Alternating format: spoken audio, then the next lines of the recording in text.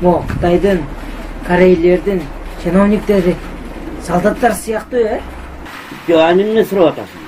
Кандай смыслда сурап атасың дейм да, мындай. Фигурный, арык, ана мындай чек чейип турушат го. Эмир. Ал Корея деген Корея, Кытай деген Кытай. Аларда культура деген кичине өнүккөн. Мисалы үчүн Кытайлар тамакты жегенде жанагы эки жыгач бар го, кичинекей палкалар.